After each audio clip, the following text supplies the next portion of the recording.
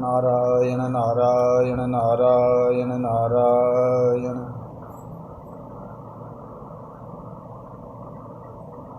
श्रुतिस्मृतिपुराणानामालयं करुणालयं नमामि भगवत्पादं शङ्करं लोकशङ्करं।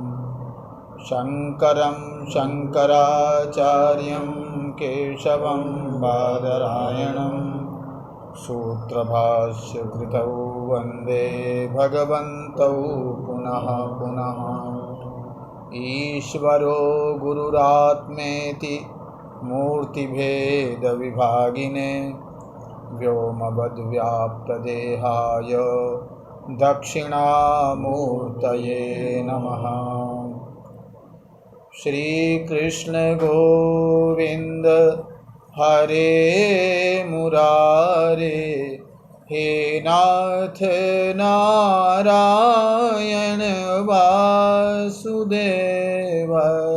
श्री कृष्ण गोविंद हरे मुरारे, हे नाथ नारायण वासुदेव। श्री कृष्ण गोविंद हरे मुरारे, हे नाथ नारायण वासुदेव। श्री कृष्ण गोविंद हरे मुरारे, हे नाथ नारायण वासुदेव। श्री कृष्ण गोविंद हरे मुरारे, हे नाथ नारायण वासुदेव। श्री कृष्ण गोविंद हरे मुरारे, हे नाथ नारायण वासुदेव। श्री कृष्ण गोविंद हरे मुरारे, हे नाथ नारायण वासुदेव। श्री कृष्ण गोविंद हरे मुरारे, हे नाथ नारायण वासुदेव। श्री कृष्ण गोविंद हरे मुरारे, हे नाथ नारायण वासुदेव। श्री कृष्ण गोविंद हरे मुरारे, हे नाथ नारायण वासुदेव। बोलिए श्री कृष्णचंद्र भगवान की जय।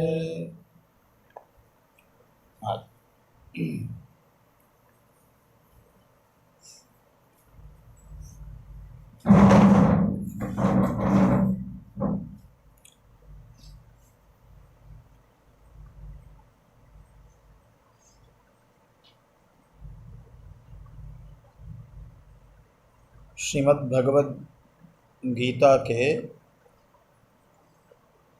दूसरे अध्याय का 16वां श्लोक।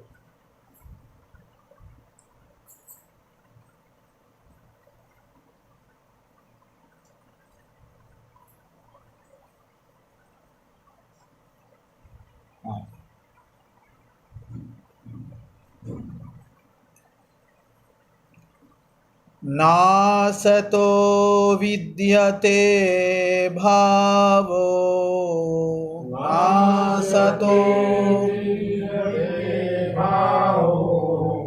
ना भावो विद्यते सतः, ना भावो विद्यते सतः। उभयोरपि दृष्टोऽन्तस्, उभयोरपि दृष्टोऽन्तस् त्वनयोस्तत्त्वदर्शिभिः त्वनयोस्तत्त्वदर्शिभिः। इसका भावार्थ है इसमें? हाँ बोलो।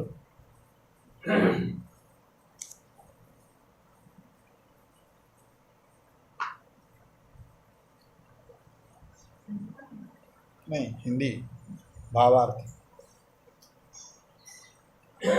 वास्तव में अभिज्ञान की पुरुषार्थ और उनके कारणों का भाव भिन्नतम अर्थात अस्तित्व है ही, क्योंकि प्रमाणों द्वारा निरूपण किए जाने पर शीतोष्णादि और उनके कारण कोई पदार्थ ही नहीं ठहरते। ये तो शांकर भाष्य। तो ये कह रहे हैं भगवान परात्पर पुरुषोत्तम परमात्मा श्री कृष्ण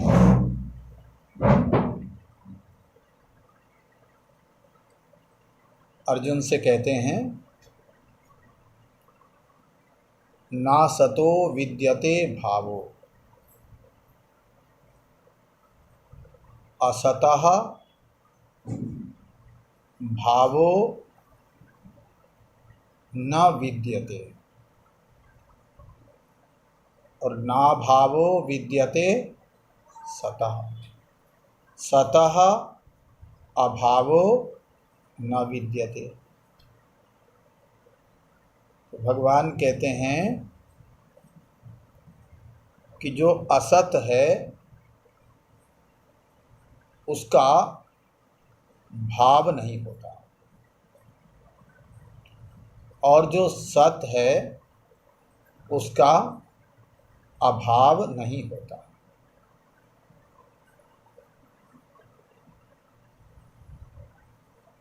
तो सत क्या है?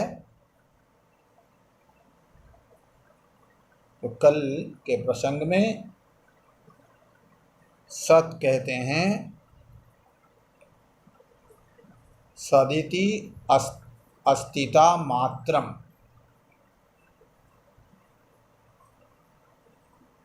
सत कहते हैं अस्तित्व मात्र को।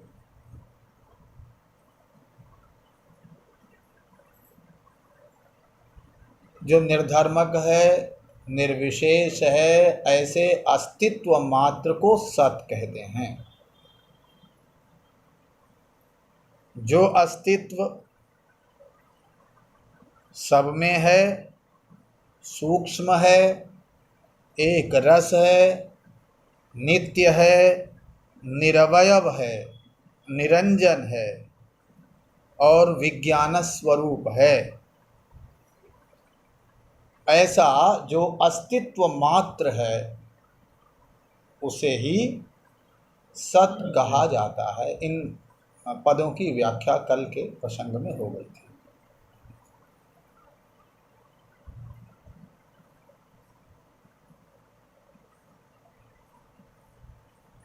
प्रतीत होते हुए सभी पदार्थों में जिसकी सत्ता विद्यमान है, जो सब में अनुगत है,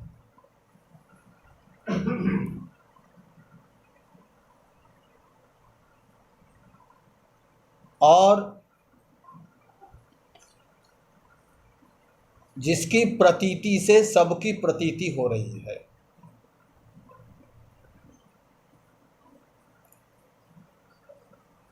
एक उदाहरण है,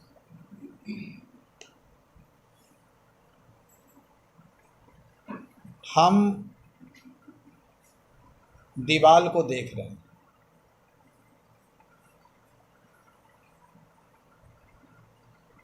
पर सीधे सीधे दीवार को देख रहे हैं क्या? बताइए। किसको देख रहे हैं पहले? नहीं, पहले हम प्रकाश को देख रहे हैं आँख से।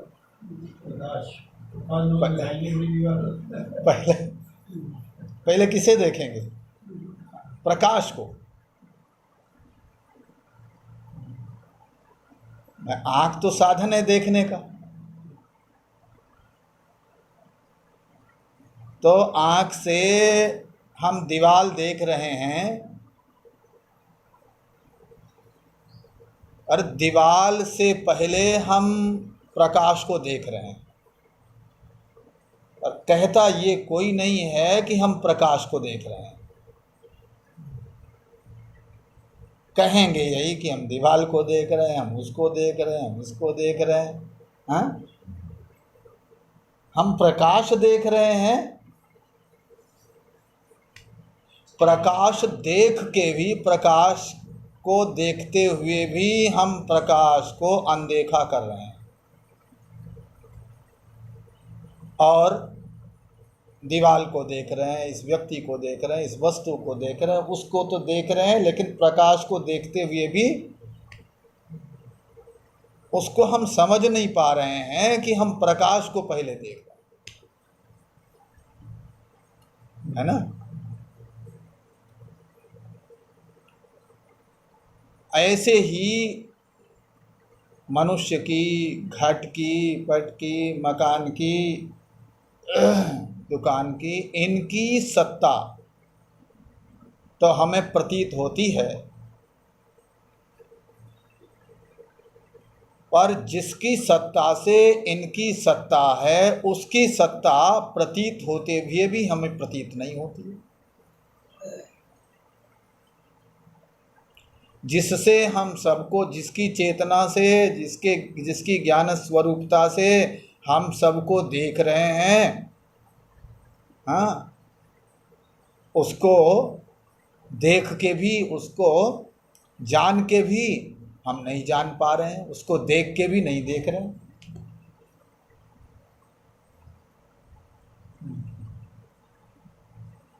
तो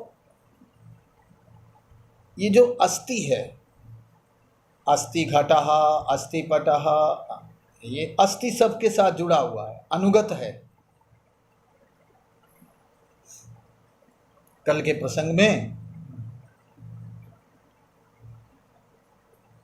घड़ा फूट गया तो अस्ति मृत्तिका, मिट्टी है, मिट्टी के साथ है जुड़ गया, है ना।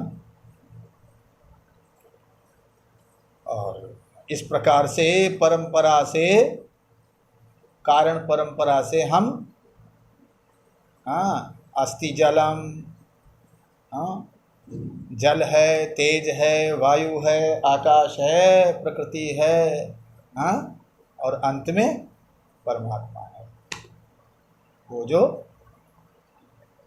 सत्तत्व है। वहीं वहाँ पहुँच गए, उसके बाद तो कुछ शेष है ही नहीं, हाँ, क्योंकि वहाँ तो निर्विशेष हो गया।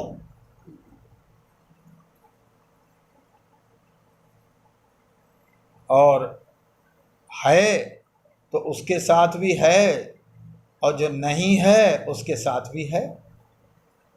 ये जो अस्तित्व है ये भाव में भी अनुगत है और अभाव में भी अनुगत है। ये कल के प्रसंग में हुआ था।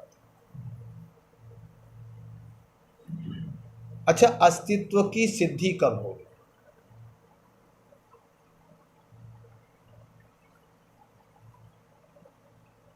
अस्तित्व की सिद्धि होगी ज्ञान से।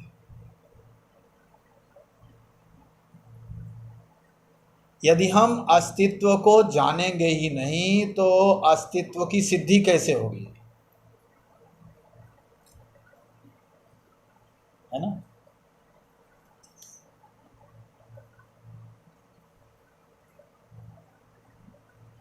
इसका अभिप्राय यह है कि सत्ता की सिद्धि ज्ञान से ही होती है। ज्ञान नहीं है तो सत्ता कैसे होगी, है ना। घटमहम जानामि, मैं घड़े को जानता हूं। जब वो घट को जानेगा तभी घट है, ये वाक्य बनेगा। तक कब कहेगा घट, ये घट है, ये मनुष्य है, ये कब बोलेगा? जब मनुष्य को जानेगा कि ये मनुष्य है, मनुष्य है, मनुष्य को जानेगा, तब मनुष्य है ये बनेगा। तो बिना ज्ञान के मनुष्य के, घट के, मकान के, दुकान के, जब तक उसका ज्ञान नहीं, उसको जानेगा नहीं, तब तक उसके अस्तित्व की प्रतीति होगी क्या? हाँ जी, नहीं होगी। तो सत्ता की सिद्धि ज्ञान से होती है।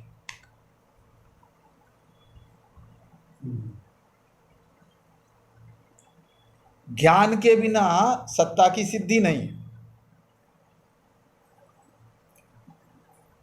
तो तीनों कालों में, तीनों अवस्थाओं में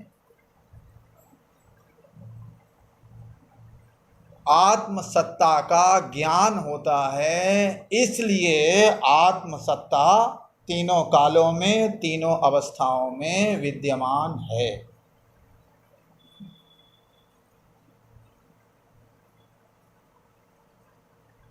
भाई,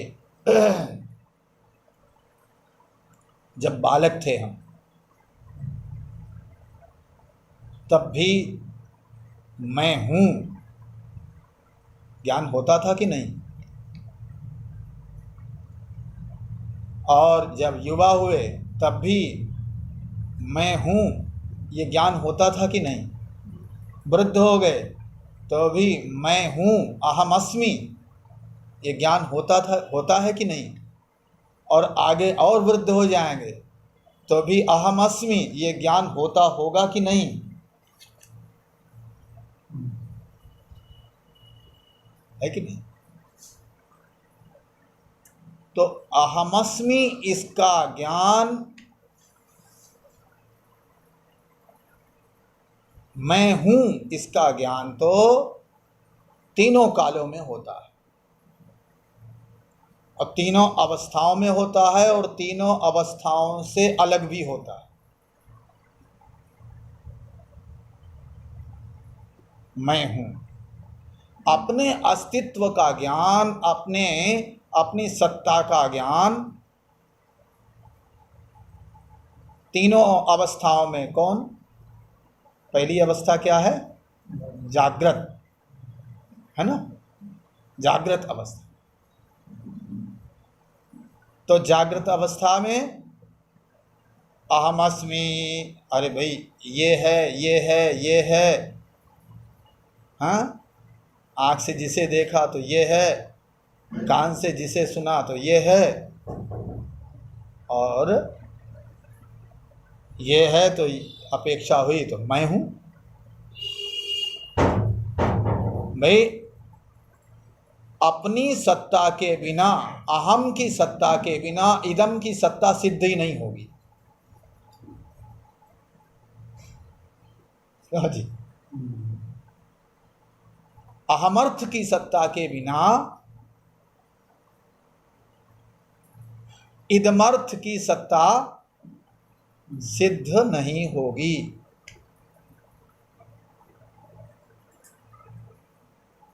तो ये है, ये घड़ा है, ये अमुक है, ये अमुक है, यदि उसकी सत्ता को सिद्ध करना चाहते हो, जिसे तुम इदम इदम से बोल रहे हो, यह से कह रहे हो, या वह से कह रहे हो, बताना चाहते हो, उसकी सत्ता यदि सिद्ध करना चाहते हो, तो पहले अहमर्थ के अस्तित्व को स्वीकार करना पड़ेगा,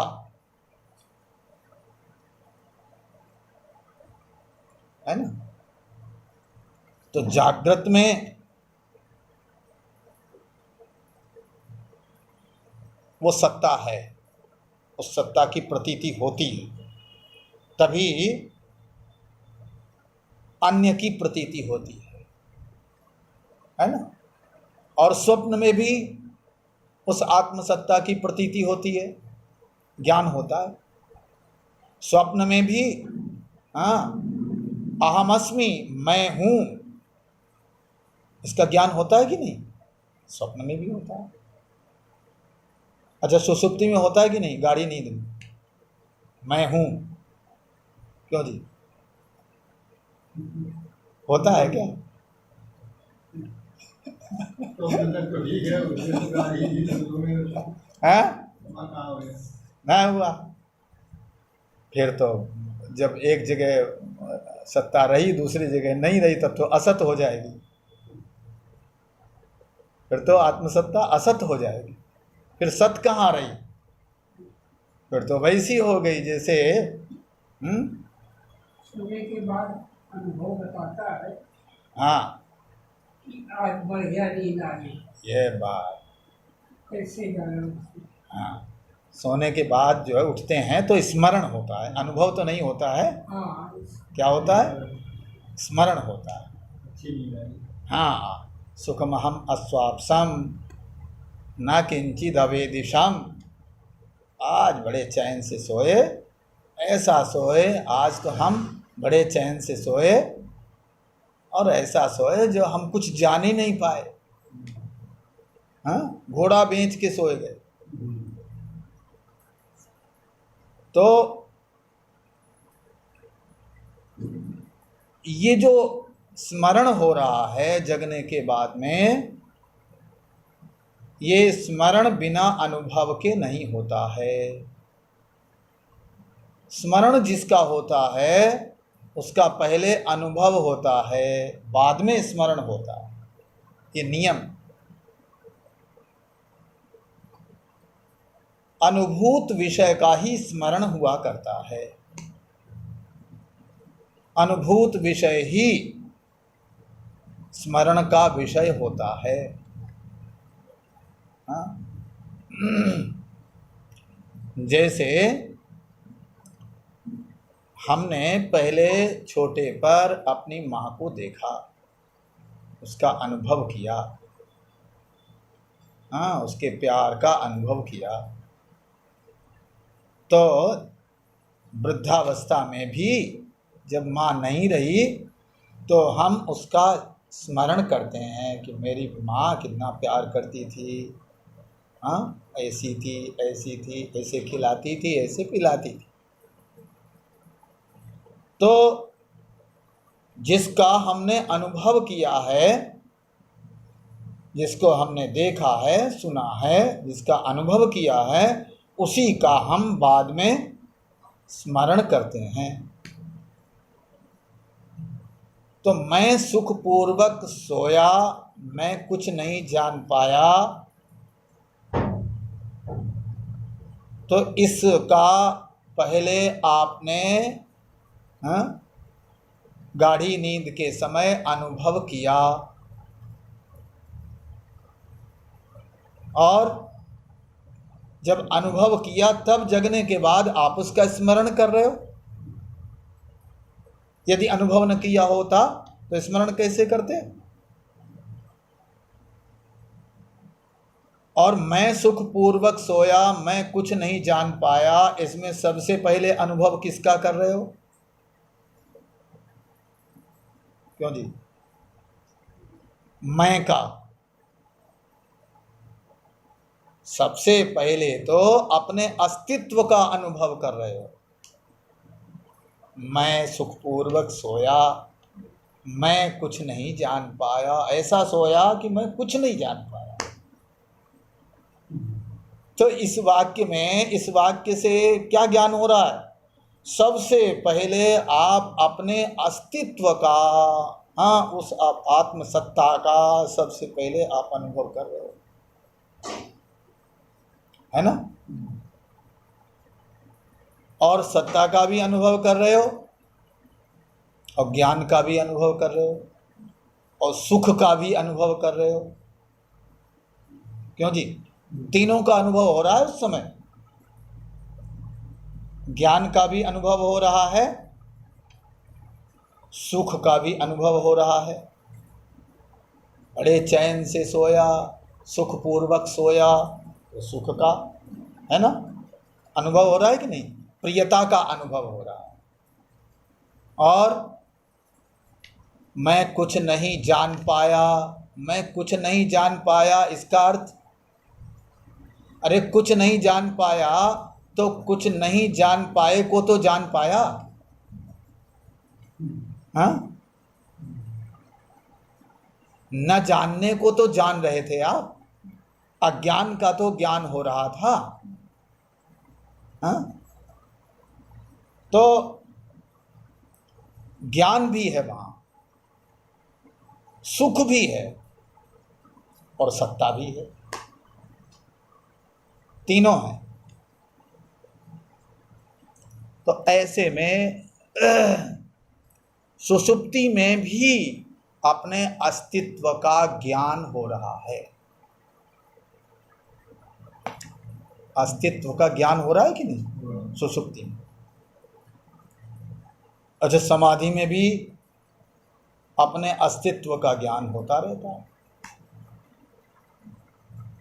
सुषुप्ति हो या समाधि हो, समाधि सत्वगुण प्रधान है और सुषुप्ति तमोगुण प्रधान है। दोनों में यही अंतर है। गाढ़ी नींद तमोगुण प्रधान और समाधि सत्वगुण प्रधान।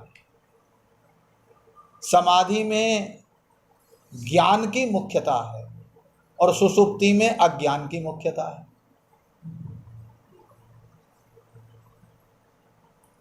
मुख्यता भले ही समाधि में ज्ञान की हो और वहाँ भले ही अज्ञान की हो, लेकिन अपने अस्तित्व का ज्ञान समाधि और सुषुप्ति दोनों में होता रहता है ना? दोनों ही अवस्थाओं में होता है। तो सत्ता की सिद्धि ज्ञान से होती है। तीनों कालों में जिसकी सत्ता का ज्ञान हो रहा है, तीनों अवस्थाओं में जिसकी सत्ता का ज्ञान हो रहा है, वो सत है।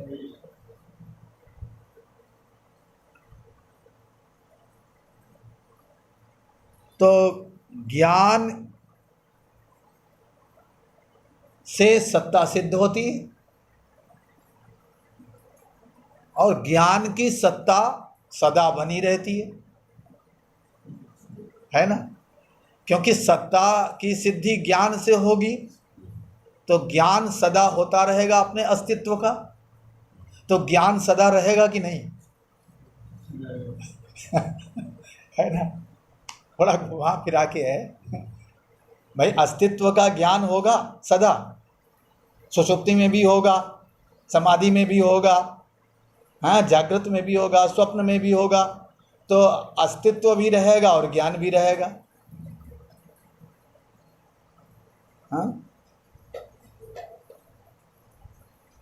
और अपना अस्तित्व और ज्ञान, या अपने अस्तित्व का ज्ञान या अपना अस्तित्व और ज्ञान, दोनों ही हमें सबसे ज़्यादा प्रिय हैं और सदा प्रिय हैं। सबसे ज़्यादा प्रिय कौन है? सबसे ज़्यादा प्रिय अपना अस्तित्व है। कोई नहीं चाहता कि मैं ना रहूं। हाँ? मैं ना रहूं ये किसी की इच्छा नहीं, मैं बना ही रहूं। हाँ? मैं बना ही रहूं, ये अपने अस्तित्व की प्रतीति सदा होती रहती है और अपना अस्तित्व सदा प्रिय है ना?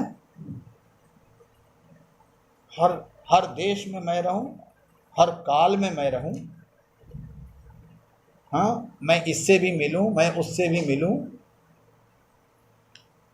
तो अपना अस्तित्व सबसे ज़्यादा प्रिय है। और ज्ञान भी सदा प्रिय है। कोई ये नहीं चाहता कि हम मूर्ख बने रहें। हाँ? मैंने ये जान लिया है तो अब इसको भी जानूं, मैंने ये विषय पढ़ लिया तो ये भी पढ़ूं। हाँ, तो ये जो ज्ञान है ये व्यक्ति को सदा प्रिय है। तो ज्ञान प्रिय है और सत्ता प्रिय है, और ये प्रिय क्या है? यही आनंद है। हाँ? और यही आत्मा का स्वरूप है। सत्यम ज्ञानमनंतम ब्रह्म, ये ब्रह्म का स्वरूप है। वो सत्यम ज्ञानमनंतम ब्रह्म। अब जो है, अब इन तीनों को एक कर दीजिए। जो है वही जाना जाता है, जो जाना जाता है वही है, जो है वही जाना जाता है और वही प्रिय है। तो क्या हुआ? इससे क्या सिद्ध हुआ? इससे ये सिद्ध हुआ कि सत्ता, ज्ञान और आनंद ये तीनों एक हैं। एक वाक्य, जो है वही जाना जाता है, जो जाना जाता है वही है, और जो है और जाना जाता है वही प्रिय है। भाई प्रिय कौन होगा? जो है और जिसे हम जान रहे हैं वही तो प्रिय होगा। उसी से तो प्रियता होगी, कि जो जो हम जान नहीं रहे उसमें प्रियता होगी। बिना जाने प्रियता क्या होगी? हाँ, जाने बिनु न होई परतीति, बिनु परतीति होई नहीं प्रीति। इसलिए अच्छा, एक और इसमें बात है कि सत, चित और आनंद, इनमें से यदि आप सत को अलग कर देंगे, सत को हटा देंगे, तो ज्ञान और आनंद नश्वर हो जाएंगे।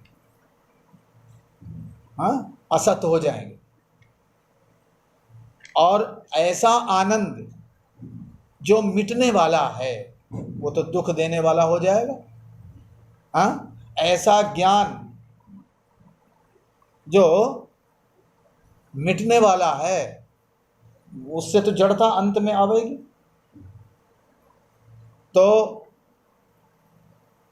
अच्छा, सत चित आनंद में से चित हटा दो तो क्या होगा? ऐसा आनंद, ऐसी सत्ता जो जड़ है।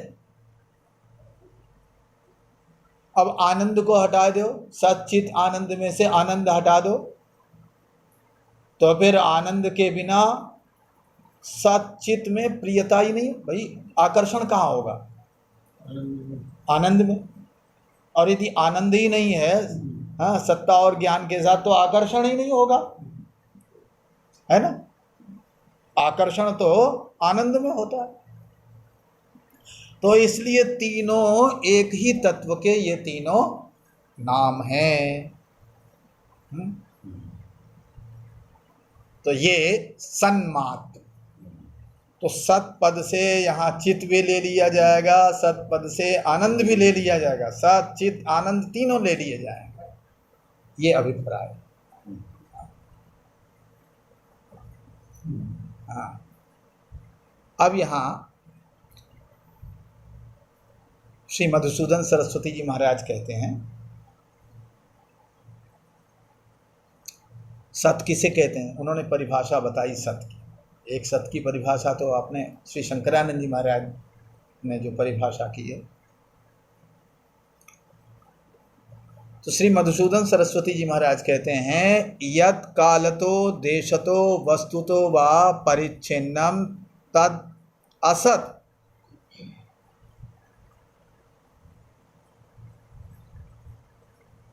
और यत् कालतो देशतो वस्तुतो वा अपरिच्छिन्नम तत्सत् नासतो विद्यते भावो। जो असत है उसका भाव नहीं होता है। हाँ, तो असत किसे कहते हैं? जो काल से, देश से, वस्तु से परिच्छिन्न हो। और ये परिच्छिन्न शब्द जो है ना, परिच्छिन्न का अर्थ क्या है? क्यों जी? छिन्न कहते हैं कटा हुआ। जो छिद है धातु है ना, वो काटने के अर्थ। हाँ, कटा हुआ, कटना है ना।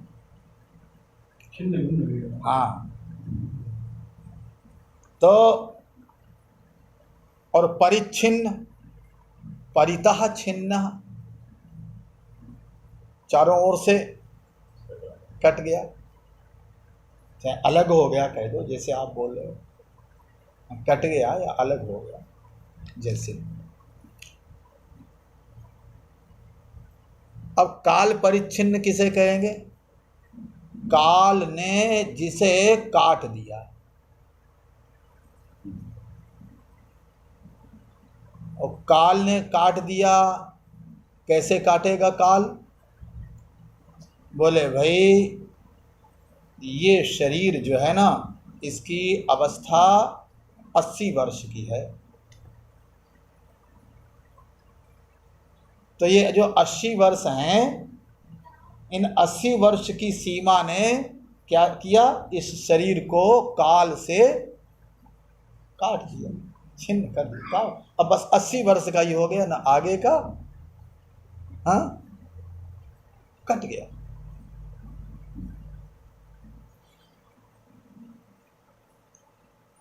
जैसे यहां उदाहरण दे रहे हैं,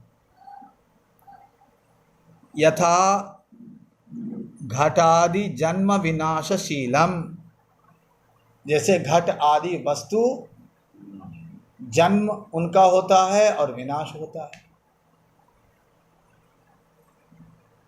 शरीर का जन्म हुआ और शरीर का नाश हुआ। तो जन्म जब हुआ था उससे पहले के काल ने, और विनाश जब हुआ उसके बाद वाले काल में।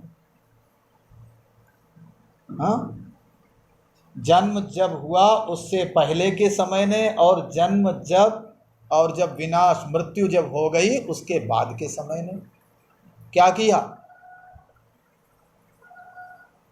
दोनों समयों ने, दोनों कालों ने अलग कर दिया कि बस इतना ही, 80 वर्ष की सीमा है, हाँ 100 वर्ष की सीमा है, बस इतना। तो ये हुआ काल परिच्छिन्न।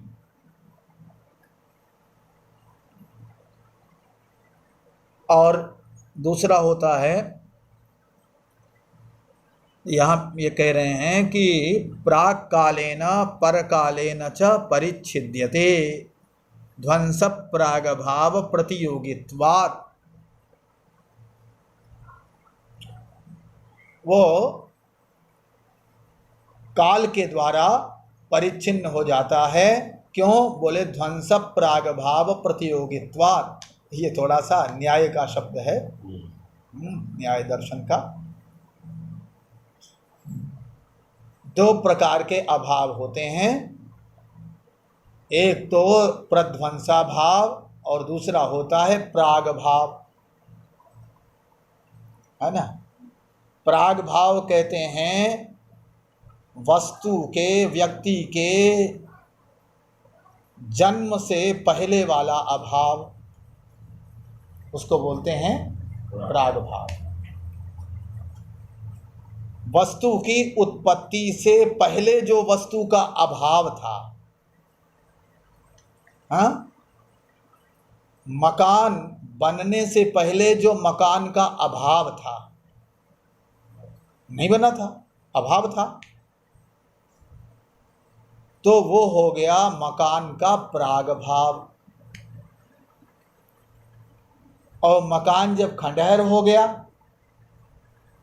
तो मकान के खंडहर होने के बाद जो मकान का अभाव हुआ उसको बोलते हैं प्रध्वंसा भाव। अब इन दोनों का, प्रध्वंसा भाव का और प्राग भाव का प्रतियोगी कौन हुआ? प्रतियोगी का मतलब जिसका अभाव होता है।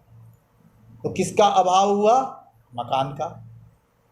तो प्रध्वंसा भाव का और प्राग भाव का दोनों का प्रतियोगी हो गया मकान।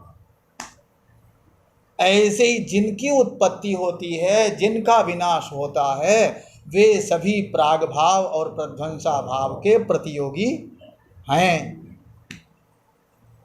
और जो भी प्राग भाव और प्रध्वंसा भाव का प्रतियोगी है वो सब काल परिच्छिन्न है। काल उन्हें काट देता है ना। और दूसरा होता है देश परिच्छिन्न। देश परिच्छिन्न किसे कहते हैं? देश परिच्छिन्न कहते हैं